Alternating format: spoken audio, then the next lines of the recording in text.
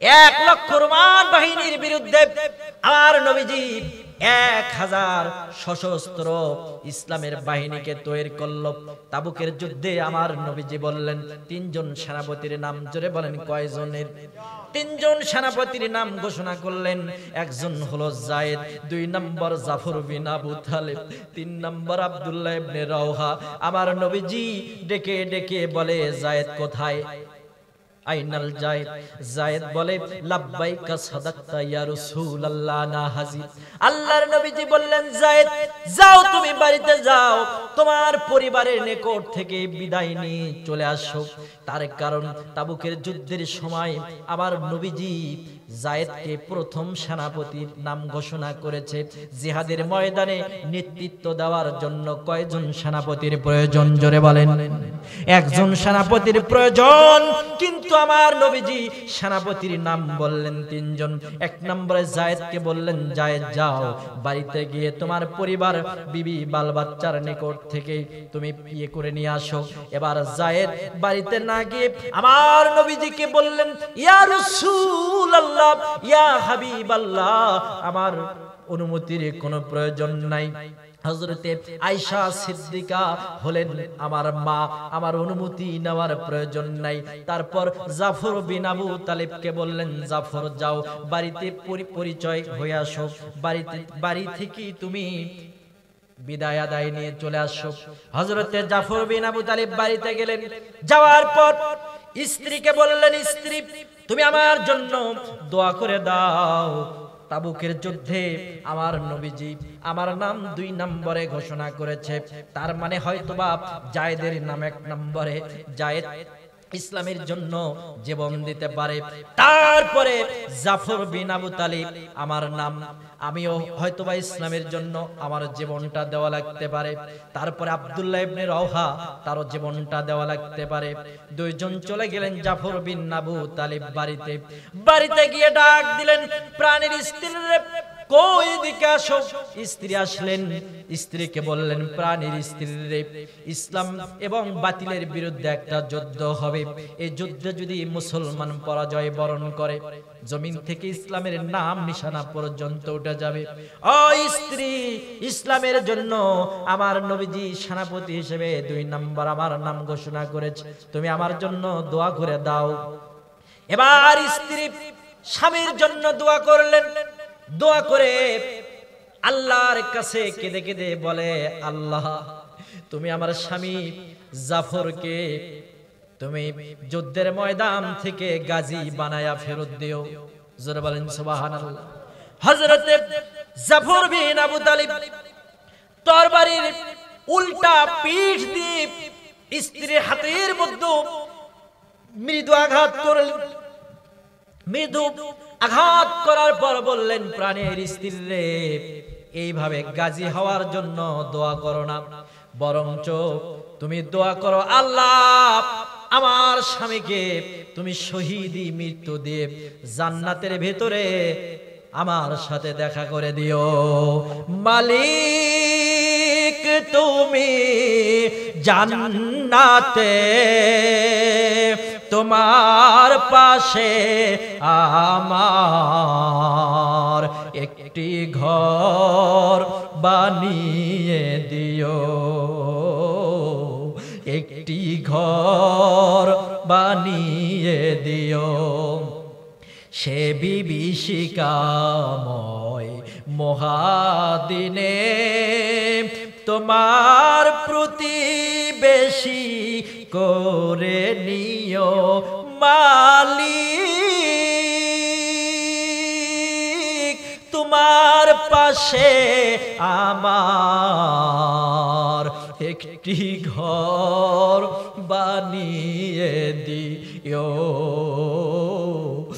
একটি ঘর বানিয়ে দিও। হযরত জাফর বিন আবু তালিব স্ত্রীকে বলে, স্ত্রী রে আমি নবীর জন্য যদি জীবন দেই, আমার মৃত্যুটা শাহাদাতি মৃত্যু হবে। ও আমার স্ত্রী, হাসরের ময়দানে তুমি তোমার স্বামীকে শহীদদের তালিকায় দেখতে পারবা। এবার স্ত্রী স্ত্রী পুত্রের পরিবার পরিজনের কথা না শুনে হযরত জাফর স্ত্রীর নিকট থেকে বিদায় আদায় নিয়ে দৌড়াচ্ছে। এবার পিছনে তার সন্তানগুলো কাটা কবুতরের মতন ছটফট করছে। স্ত্রী ডুকরে ডুকরে কান্না করছে। একবারও হযরতে জাফর রাদিয়াল্লাহু তাআলা আনহু পিছনে ফিরে দেখে নাই সন্তানগুলো কত মায়ার কান্না কাঁদে। দিস ইজ ইসলাম। এটা হলো ইসলাম। স্ত্রীর জন্য মায়া করলেন না, সন্তানের জন্য মায়া নেই। স্ত্রী সন্তান প্রিয় বস্তু, তাদের জন্য মায়া ত্যাগ করে জিহাদের ময়দানে চলে গেলেন। আমার ভাইয়েরা, ইসলামের জন্য জীবন দিয়ে দিলেন। হযরতে জাফর রাদিয়াল্লাহু তাআলা আনহু চলে গেলেন। যাওয়ার পর যখন ইসলামের হাল ধরলেন, কাফেররা হযরতে জাফরের বাম হাতের মধ্যে তরবারি দিয়ে আঘাত করেছে। বাম হাতটা মাটিতে পড়ে গেছে। হযরতে জাফর রাদিয়াল্লাহু তাআলা আনহু ডান হাতের মধ্যে কালেমার পতাকা নিয়েছে। জোরে বলেন সুবহানাল্লাহ। প্রথমে ডান হাতকে কাটা হলো। ডান হাতে কাফিররা তরবারি দিয়ে আঘাত করলো। ডান হাতটা যখন কেটে গেল, হযরত জাফর কালেমার পতাকা বাম হাত দিয়ে ধরলেন। এবার বাম হাতের মধ্যে কাফেররা জোরে একটা তরবারি দিয়ে আঘাত করলো। হযরত জাফর বাম হাতটা ছেড়ে দিয়ে দাঁতের মধ্যে কালেমার পতাকা ধরলেন। কল্লার ভেতরে তরবারি চলে আসলো। আমার নবীজি মুতার প্রান্তরে সাহাবীদের লাশগুলো যখন গণনা করে, তখন দেখে জাফর বিন আবু তালেবের দেহটা পড়ে আছে। দাঁতের মধ্যে কালেমার পতাকা পত পত করে ওরে মাটিতে পড়তে দেয় না। ইসলামের পতাকা মাটিতে পড়তে দেয় নাই। এইবার জাফর বিন আব্দুল্লাহ ইসলামের জন্য এই দৃশ্যমান একটা ইতিহাস রেখে গেলেন, পৃথিবীবাসীর জন্য অমর ইতিহাস। আব্দুল্লাহ ইবনে রাওহাকে নবীজি বললেন, আব্দুল্লাহ ইবনে রাওহা, যাও তোমার স্ত্রীর নিকট থেকে বিদায় আদায় নিয়ে চলে আস। আব্দুল্লাহ ইবনে রাওহা চলে গেল। ইতিহাসের মধ্যে আছে আব্দুল্লাহ ইবনে রাওহা নতুন বিবাহ করেছে। বাসর রাত স্ত্রীকে গিয়ে ডাক দিলেন, প্রাণের স্ত্রী কই তুমি আমার সামনে আসো। স্ত্রী সামনে আসলেন। আব্দুল্লাহ ইবনে রাওহা বললেন, প্রাণের স্ত্রী রে, রোমান সৈন্যদের বিরুদ্ধে যুদ্ধ করতে হবে। নবীজি আমার নাম 3 নম্বরে ঘোষণা করেছে, হয়তোবা আমাকে যুদ্ধের ময়দানে শাহাদাত বরণ করা লাগতে পারে। ও প্রাণের স্ত্রী, আমারে বিদায় দিয়ে দাও, আমি ইসলামের জন্য জীবন দিতে চাই। স্ত্রী বললেন, প্রাণের স্বামী রে, আপনি আমাকে বিয়ে করলেন, আমার সঙ্গে আপনার বাসরও হলো না। ও আব্দুল্লাহ ইবনে রাওহা, তুমি ঘরের ভেতরে আসো। আব্দুল্লাহ ইবনে রাওহা বলে, প্রাণের পতি রে, আমি যদি ঘরের মধ্যে যাই তুমি আমাকে প্রেম নিবেদন করবা। আব্দুল্লাহ ইবনে রাওহা বলে, ও আমার স্ত্রী, তুমি প্রেম নিবেদন করবা, তোমার মায়ে আমি আসক্ত হয়ে যাব, তোমার প্রেমে আমি হাবুডুবু খেয়ে যাব। যেহেতু আমি নব যৌবন প্রাপ্ত একজন যুবক, তুমিও অনেক সুন্দরী, তোমাকে দেখলে হয়তো আমি ঠিক থাকতে পারবো না, আমি চলে যাই, তুমি আমাকে বিদায় দিয়ে দাও।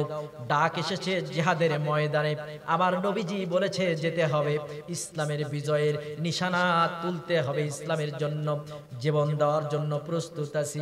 এবার তার স্ত্রী বলে, ও প্রাণের স্বামী, আল্লাহর কসম করে বলছি, আপনি যদি ঘরের মধ্যে আসেন, আমি স্ত্রী কোনদিন, আল্লাহর কসম করে বলছি, আপনি স্বামী ঘরের ভেতরে আসেন, বিন্দু পরিমাণ প্রেম নিবেদন করব না, বিন্দু পরিমাণে প্রেম নিবেদন করব না। শুধুমাত্র আপনাকে নয়ন ভরে প্রাণ ভরে আপনারে দেখব, কেননা আপনার সঙ্গে আমার ঠিক মতো দেখা হয় নাই। আপনারে নয়ন ভরে প্রাণ ভরে এই জন্য দেখতে চাই। আপনি যুদ্ধের ময়দানে যা শাহাদাত বরণ করবেন, আপনি পরকালে চলে যাবেন। আমি আব্দুল্লাহ ইবনে রাওহার স্ত্রী কাল হাসরের ময়দানে আপনাকে যেন চিনে নিতে পারি। জোরে জোরে বলেন সুবহানাল্লাহ।